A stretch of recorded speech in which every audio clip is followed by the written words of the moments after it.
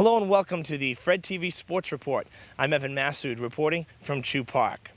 Recently, the Luke Urban Fieldhouse was flooded with past, present, and possibly future Durfee Hoop stars. Here's an inside look at the Hilltopper basketball camp.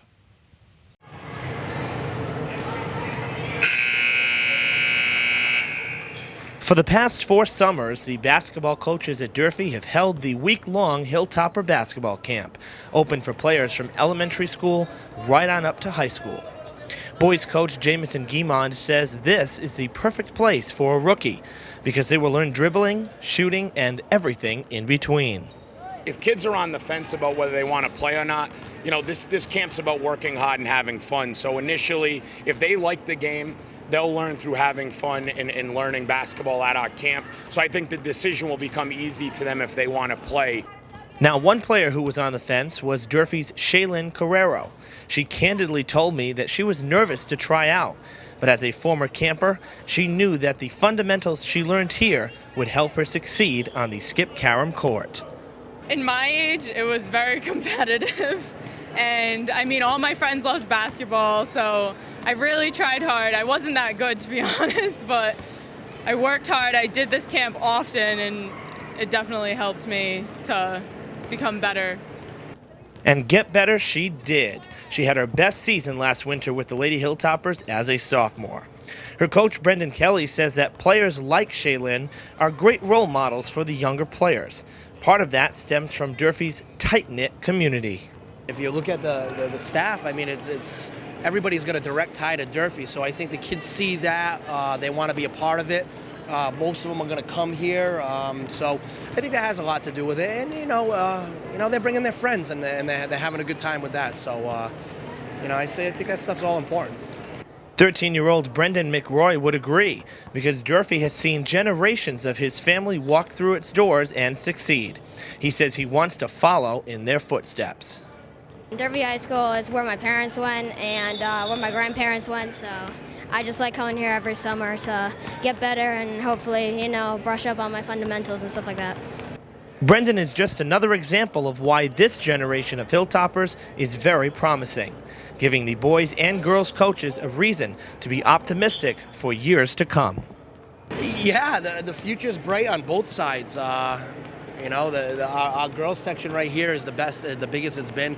I mean, we're at like 24 middle school aged or going into high school age students, and then there's probably another 15 with the young group. So yeah, there's definitely a lot of girls here that I think the future's bright for us. But with the Hilltoppers' tradition-rich past comes a lot of expectations. Coach Guimond explains that he and Coach Kelly take that pressure very seriously. In fact, they welcome it.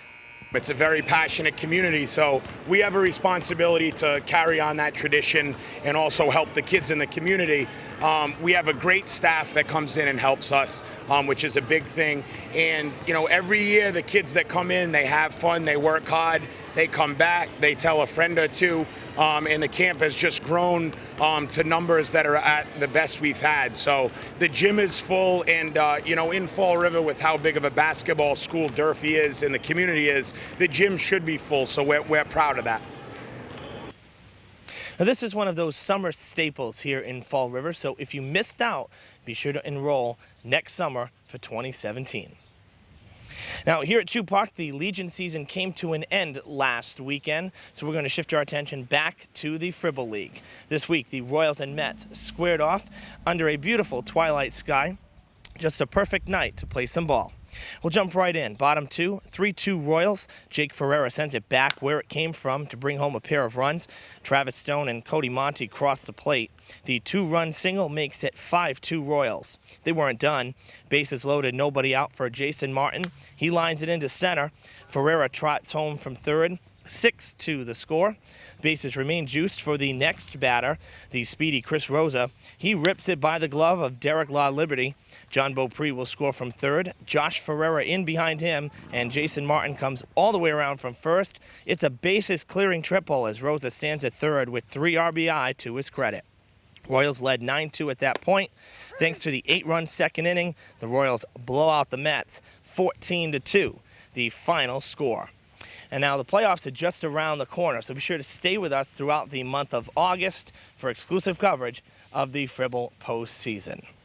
Now, joining me this week is a special guest. Alex Martin has been working behind the scenes with me for the past 3 months as an intern. This week, he's here to introduce his first ever feature story. So great to have you here. And I understand, Alex, that this is a story that you have a personal connection to. Yeah, it is. And I'd just first like to express how grateful I am to everybody at FREDTV for letting me help out the past couple months. It's been really great.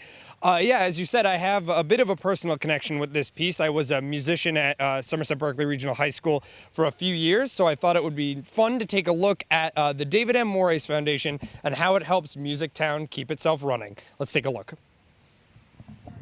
On June 25th at the Somerset Progressive Club, the David M. Morris Foundation held its annual bike run, an event which has been helping fund the music department in Somerset for 7 years.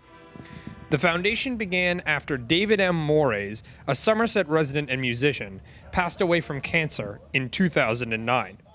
Mike Mayato, a longtime friend of David's and current president of the foundation, said he wanted to give back to the schools in a meaningful way. Being musicians, we thought, hey, maybe the school needs some instruments. So we contacted the high school, and they needed an instrument. So we bought that with the money, and then every year since then, we've been getting a list of instruments that the schools need, and then buying whatever we could afford off of their list and donate the instruments every year to all the Somerset schools. The donations that the Morris Foundation have been making to the Somerset school system and music department have been helping Music Town keep its name for the past few years. Having the right instruments that they need for the marching band to perform in those competitions gives them the advantage to win. This year's donations to the schools included a portable generator, keyboard case, and drum seat for the high school bands, whiteboards for Chase Elementary School, and rainbow-colored xylophones for South Elementary. The event also featured performances from local groups, including the Select Strings from the Somerset Middle School and the high school's jazz band.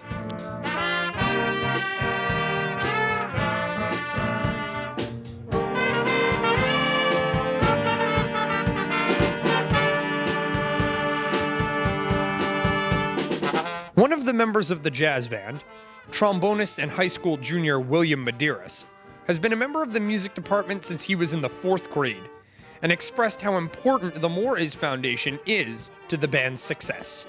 More recently, there's been a lot of budget problems for the music department, and we can't really afford to get some of the more expensive instruments we need.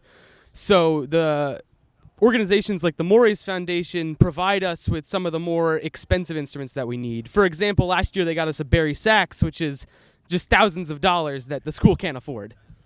However, at the end of the day, the event's biggest draw is always the bike run itself. Bikers from all around town come to the event to support the foundation and have a good ride.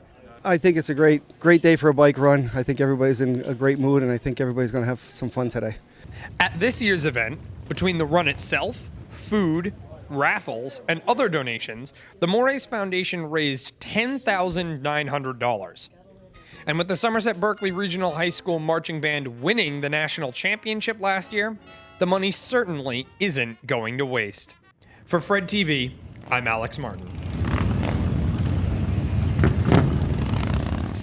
Great story, Alex. And you know, folks, too, bike runs fall under the recreational side of sports, so it fits in perfectly here on the report. From all of us at FREDTV, we wish you the best next fall at Northeastern, and we hope that you'll not be a stranger, okay? Thank you. It was great. Thanks very much. All right, Alex. Folks, that's going to do it this week and for the month of July on the FREDTV Sports Report. Join us 2 weeks from tonight on Friday, August 5th, when the report returns at 7:30 p.m. right here on Channel 9. Until then, I'm Evan Massoud. We'll see you soon.